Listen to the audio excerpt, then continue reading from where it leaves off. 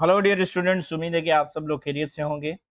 हम इस वक्त मैट्रिक फिज़िक्स की प्लेलिस्ट को कंटिन्यू कर रहे हैं, जिसके अंदर हम मैट्रिक फिज़िक्स के तमाम यूनिट्स के एक्सरसाइज को सॉल्व कर रहे हैं।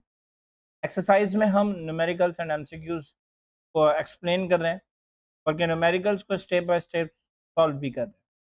इस वक्त आज की इस वीडियो लेक्चर के अंदर हमारे पास जो हम यूनिट 16 है, यानी इलेक्ट्रोमैग्नेटिज्म, इस यूनिट के न्यूमेरिकल्स को हम स्टेप बाय स्टेप सॉल्व करने जा रहे हैं।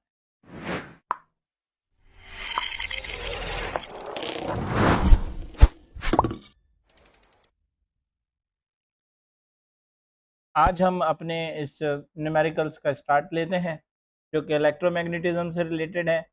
मैट्रिक फिजिक्स ये एक्सरसाइज के न्यूमेरिकल्स हैं। तो आप देखेंगे हमारे पास जो न्यूमेरिकल फर्स्ट है, वो क्या कह रहा है कि a wire carrying 4 ampere current and has a length of 15 centimeter between the poles of the magnet is kept at an angle of 30 degree to the uniform field of 0.8 Tesla.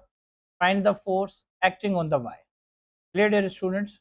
हमें कहा जा रहा है कि एक वायर है जो कि 4 एम्पियर का करंट कैरी कर रही है, और उस वायर की जो लेंथ है वो हमारे पास 15 सेंटीमीटर की, ठीक है। और उसे हमने दो पोल्स ऑफ मैग्नेट के बीच में रखा है, और वो जो एंगल यहाँ पर बन रहा है वो 30 डिग्री का है, और जो यूनिफॉर्म मैग्नेटिक फील्ड है वो हमारे पास 0.8 टेस्ला की है।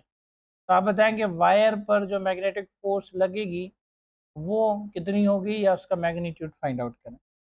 तो देखें डियर स्टूडेंट्स, हम सबसे पहले क्या करते हैं, हम सबसे पहले डेटा बनाते हैं। अब यहाँ पर हम देखेंगे डेटा में क्या क्या चीज़ें इंक्लूड करेंगे। सबसे पहले आप देखें कि करंट करंट हमारे पास क्या है, 4 एम्पियर। डियर स्टूडेंट्स, फिर हमारे पास लेंथ है वायर की, जो कि कितनी थी, 15 सेंटीमीटर। हमें मालूम है कि 15 सेंटीमीटर लेंथ हमें गिवन तो है, लेकिन हम इसे चेंज करेंगे मीटर के अंदर। तो हम 15 को डिवाइड करेंगे 100 के साथ, और हमें मिलेगा 0.15 मीटर्स। फिर डियर स्टूडेंट्स, जो थीटा हमें यहाँ पर गिवन है, वो थीटा हमें कितना गिवन है, 30 डिग्री। और जो मैग्नेटिक फील्ड यहाँ पर गिवन है, मैग्नेटिक फील्ड को हम बी से रिप्रेजेंट करते हैं, और वो हमारे पास क्या है, 0.8 टेस्ला है। हमें यहाँ पर मालूम क्या करना है, हमें यहाँ पर मैग्नेटिक फोर्स मालूम करनी है। तो ये डियर स्टूडेंट्स आप देखें कि हमारे पास यूं कह लें कि डेटा आ चुका है।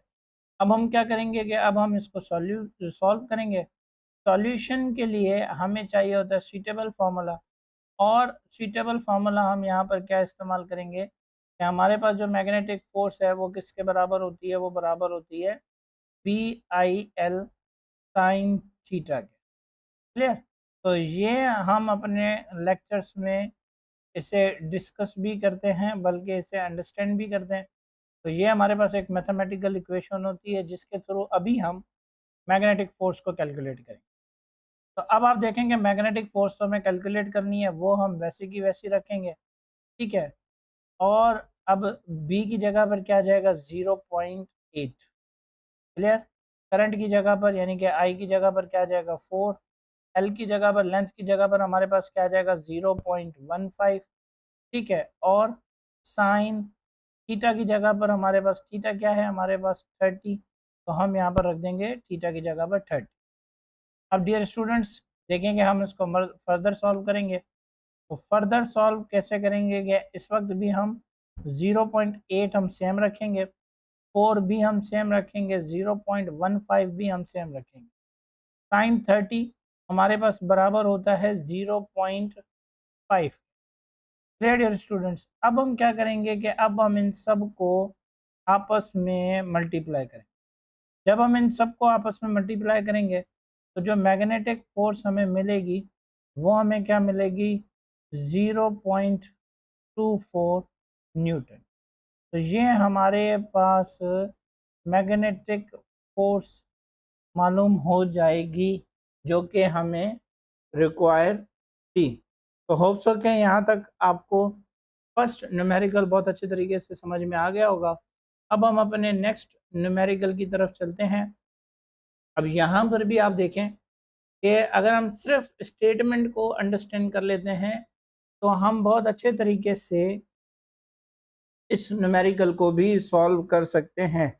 चलिए डियर स्टूडेंट्स, अब यहाँ पर हम क्या करेंगे कि यहाँ पर भी आप देखें कि हमारे पास क्या है, a square loop of wire of side 2 centimeter carries 2 ampere of current. A uniform magnetic field of magnitude 0.7 Tesla makes an angle of 30 degree. With the plan of loop, calculate the torque acting on it. यहाँ पर हमें क्या calculate करना है, हमें यहाँ पर torque calculate करना है, ठीक है। और पूरे अगर न्यूमेरिकल को देखें तो इसमें हमें क्या कहा जा रहा है कि भाई एक स्क्वायर लूप है वायर का, जो कि 2 सेंटीमीटर उसका एरिया है और वो 2 एम्पियर का करंट जो है वो कैरी कर, अब उसे हमने यूनिफॉर्म मैग्नेटिक फील्ड के अंदर प्लेस कर दिया है। तो अब वो जो एंगल बना रहा है with the plane of the loop, अब ये याद रखिएगा यहाँ पर ये जो है ना with the plane of loop के साथ वो जो एंगल बना रहा है वो हमारे पास क्या है, वो हमारे पास है 30 डिग्री। क्लियर डियर स्टूडेंट्स, तो हमें टॉर्क कैलकुलेट करना है। अब देखेंगे सबसे पहले यहाँ पर हम डेटा बनाएंगे और इस डेटा में हमारे पास क्या आ जाएगा, डेटा में हमें सबसे पहले हम साइड ऑफ द स्क्वायर ले लेते हैं, ठीक है। साइड ऑफ स्क्वायर हमारे पास क्या है, साइड ऑफ द स्क्वायर हमारे पास है 2 सेंटीमीटर, यानी 2 divided by 100 is equal to 0.02 metres. Clear dear students, उसके बाद फिर हमें जो करंट गिवन है, करंट हमें कितना गिवन है, करंट हमें गिवन है 2 एम्पियर, और जो मैग्नेटिक फील्ड हमें गिवन है उसका जो मैग्नीट्यूड हमें गिवन है वो क्या है 0.7 टेस्ला, ठीक है। और जो थीटा हमें गिवन है वो थीटा हमें कितना गिवन है 30 degree given. Clear dear students, और हमें मालूम क्या करना है, हमें मालूम टॉर्क करना है जिससे हम टॉर्क के साथ लिखते हैं। होप्स के यहाँ तक डेटा आपको समझ में आ गया होगा। अब देखेंगे हम क्या करेंगे, अब हम इसका सॉल्यूशन करेंगे। सॉल्यूशन के लिए हमें चाहिए होता है सूटेबल फार्मूला, ठीक है। अब यहाँ पर जो इम्पोर्टेंट जो समझने की बात है वो देखिएगा, अमूमन तो जो टॉर्क का हमारे पास फार्मूला होता है, यहाँ पर मैं आपको समझा दूँ तो यहाँ पर हमारे पास टॉर्क का फार्मूला हम लिखते हैं, जनरली जो लिखते हैं R cross F sine theta. फिर हम इससे काफ़ी ज़्यादा जो है वो लेक्चर्स के अंदर डिस्कस करते हैं, और इन कंडीशंस के थ्रू, जिस कंडीशन में हमें न्यूमेरिकल गिवन है कि स्क्वायर लूप पे करंट कैरी कर रहा है, मैग्नेटिक फील्ड के अंदर है, 30 डिग्री का एंगल बना रहा है, तो यहाँ पर जो हमें फॉर्मूला मिलता है that is P is equal to BIAN, ठीक है। और फिर हमारे पास यहाँ पर आ जाता है साइन थीटा। अब आप देखें कि हमारे पास हो क्या रहा है कि विद द प्लेन है, ठीक है। तो विद द प्लेन के लिए हम क्या करते हैं कि theta is equal to 90 degree minus 30 कर देते हैं, ठीक है। तो हमारे पास आ जाता है 60 डिग्री। अब ये जो थीटा है इसकी जगह पर हम लिखते हैं 60 डिग्री। क्लियर डियर स्टूडेंट्स, अब ये जो हमारे पास आया ना 90 डिग्री माइनस थीटा, इस सब के जगह पर, यानी कि अगर हम जनरली लिखें तो 90 डिग्री माइनस थीटा, ये जो 90 डिग्री माइनस थीटा है ये हमारे पास बराबर होता है कॉस थीटा। तो यहाँ पर हम यूं भी लिख सकते हैं कि BIAN, ठीक है, कॉस, और ये फॉर्मूला हम यहाँ पर डिस्कस करते हैं, ठीक है डियर स्टूडेंट्स। तो अब हमारे पास क्या होगा कि टॉर्क तो हमें मालूम करना है, वो हम सेम रखेंगे। बी हमारे पास क्या है 0.7, क्लियर। और फिर आई हमारे पास क्या है, आई हमारे पास है 2 एम्पियर। एरिया हमारे पास, अब देखें, अब अगेन एरिया है हमारे पास, ठीक है ना डियर स्टूडेंट्स। अब एरिया हमारे पास कैसे आ सकता है कि एरिया हमारे पास आ सकता है ए का स्क्वायर, और ए का स्क्वायर यानी कि 0.02 का स्क्वायर, क्लियर। अब हम 0.02 का जब हम स्क्वायर करेंगे तो हमारे पास आ जाएगा 0.0004 मीटर स्क्वायर, ये हमारे पास एरिया आ जाएगा। अब हम क्या करेंगे डियर स्टूडेंट्स, अब हम फॉर्मूले में पुट करेंगे, फॉर्मूले में पुट हम कैसे करेंगे, तो यहाँ पर आ जाएगा 0.0004। ठीक है डियर स्टूडेंट्स, अब हमारे पास आ जाएगा cos 30। ठीक है डियर स्टूडेंट्स, बाकी हम क्या रखेंगे, 0.7 से मल्टीप्लाई बाय 2 से मल्टीप्लाई बाय 0.0004 से मल्टीप्लाई बाय cos 30 हमारे पास किसके बराबर, cos 30 हमारे पास बराबर होता है डियर स्टूडेंट्स,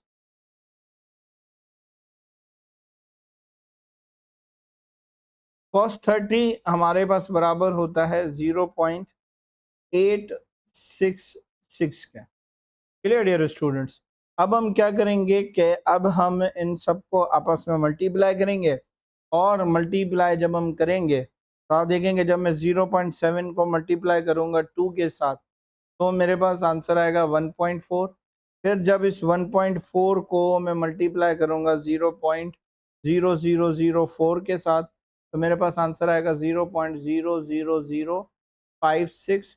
और फिर इसे जब मैं मल्टीप्लाई करूंगा 0.866 के साथ तो मेरे पास जो आंसर आएगा वो आएगा 0.0004846।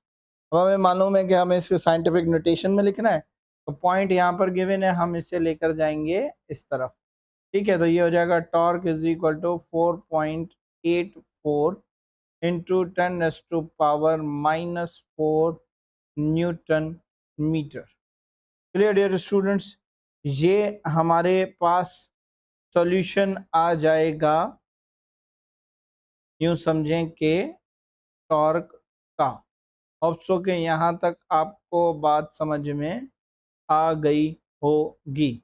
अब हम आ जाते हैं अपने नेक्स्ट न्यूमेरिकल की तरफ, जो कि हमारे पास है कि a transformer is needed to convert a main 220 volts supply into a 12-volt supply. If there are 2200 turns on the primary coil, then find the number of the turns on the secondary.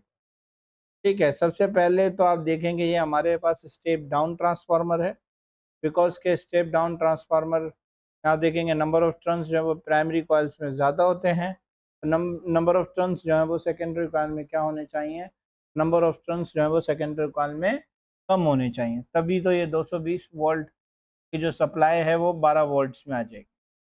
अब आप देखेंगे इसके लिए भी हम क्या करेंगे कि डेटा बनाएंगे, और डेटा के लिए आप देखेंगे हमारे पास क्या है कि भाई जो प्राइमरी वोल्टेजेस हैं वो कितने हैं 220 वोल्ट्स, सेकेंडरी जो वोल्टेजेस हैं वो कितने हैं हमारे पास 12 वोल्ट्स। ठीक है, number of turns in primary coils हमारे पास कितने हैं 1200। हमें मालूम क्या करने हैं नंबर ऑफ सेकेंडरी कॉइल। ठीक है डियर स्टूडेंट्स, अब इसके लिए भी हम क्या करेंगे कि इसके लिए भी हम सुइटेबल फार्मूला को यूज़ करेंगे, जो कि हमारे पास है Vs upon Vp is equal to Ns upon Np। ये हमारे पास सुइटेबल फार्मूला है जिसके थ्रू हम क्या करेंगे नंबर ऑफ सेकेंडरी टर्न्स मालूम करेंगे। अब वोल्टेज इन सेकेंडरी कितने हमारे पास 12, ठीक है, divided by voltage in primary हमारे पास कितने 220 volt is equal to number of secondary turns हमें मालूम करने हैं, और नंबर ऑफ प्राइमरी टर्न्स हमारे पास कितने 2200 से। अब हम क्या करेंगे कि आप देखेंगे ये यहाँ पर डिवाइड कर रहा है इज इक्वल टू के उस तरफ जाकर मल्टीप्लाई करेगा, number of turns in secondary coil is equal to 12 multiply by 2200 divided by 220। Clear dear students, अब आप देखें हमारे पास क्या आंसर आएगा, आप देखेंगे 0 से 0 कैंसर, फिर 22 1 जा 22, 22 10 जा 220। तो हमारे पास देखें ना कितना इजी हमारे पास आ जाएंगे number of turns in secondary coil 12 multiply bye 10, और 12 जब मल्टीप्लाई करेगा 10 के साथ तो हमारे पास आ जाएगा 120। ठीक है, नंबर ऑफ टर्न्स का कोई यूनिट नहीं होता तो हम इसको जस्ट 120 ही रखेंगे। ये हमारे पास हमारे थर्ड न्यूमेरिकल का आंसर आ जाएगा। इसी तरीके से अब हम अपने फोर्थ न्यूमेरिकल की तरफ चलते हैं। फोर्थ न्यूमेरिकल अब हमारे पास क्या है, a coil surrounding a long solenoid. The current in the solenoid is changing at a rate of 150 ampere per second, and the mutual inductance of two coil is 5.5 into 10 to the power minus 3 Henry. Determined the EMF induced in the surrounding coils. हमें यहाँ पर EMF यानी कि electromotive force जिसे हम कहते हैं, जो इंड्यूस्ड EMF है कॉइल के अंदर जो प्रोड्यूस हो रहा है उसे मालूम करना है। जबकि म्यूचुअल इंडक्टेंस हमें गिवन है दो कॉइल्स की, वो कितनी है 5.5 into 10 to power minus 3 henry, और जो current with respect to time change हो रहा है वो हमारे पास क्या है 150 एम्पियर पर सेकेंड। तो आप देखेंगे अगेन यहाँ पर भी हम क्या करेंगे कि यहाँ पर भी हम थीटा बनाएंगे। तो change in current with respect to change in time वो हमारे पास कितना है 150 एम्पियर पर सेकेंड है। Clear dear students. और इसके अलावा फिर हमारे पास जो म्यूचुअल इंडक्टेंस है वो हमारे पास कितनी है 5.5 into 10 to power minus 3 henry है। और हमें मालूम क्या करना है, हमें मालूम इंड्यूस्ड ईएमएफ जो है वो मालूम करना है। डियर स्टूडेंट्स अब आप देखें कि हमारे पास क्या हो जाएगा कि हम इन्हें सॉल्व करेंगे। आप देखेंगे इंड्यूस्ड ईएमएफ, ये जो हमारे पास इंड्यूस्ड ईएमएफ है इसे मालूम करने का फार्मूला क्या है, minus M D I upon D T, यानी कि ये एक इक्वेशन हमारे पास मौजूद होती है जिससे हम यूं भी लिख सकते हैं कि भाई induced EMF is equal to minus M change in current with respect to change in time. अब यहाँ पर आप देखें कि हम वैल्यूज पुट करेंगे। माइनस एम म्यूचुअल इंडक्टेंस हमारे पास क्या है 5.5 इंटू 10 टू पावर माइनस 3, और change in current with respect to time हमारे पास क्या है 150। Clear dear students. अब जब हम इसे सॉल्व करेंगे, अब हम जब इनको सॉल्व करेंगे डियर स्टूडेंट्स, तो हमें जो आंसर मिलेगा वो क्या मिलेगा 8.25 into 10 to power minus 1 volts. ये हमारे पास इस न्यूमेरिकल का आंसर होगा। मैं उम्मीद करता हूँ कि यहाँ तक आपको सारे न्यूमेरिकल्स, ये चार के चार न्यूमेरिकल्स बहुत अच्छे तरीके से समझ में आ गए होंगे। अगर कोई ऐसी बात जो आप लोगों को समझ में नहीं आई तो मुझसे कमेंट सेक्शन में ज़रूर पूछिएगा। इंशाल्लाह नेक्स्ट वीडियो में आपसे मुलाकात होगी। तब तक के लिए अल्लाह हाफ़िज़।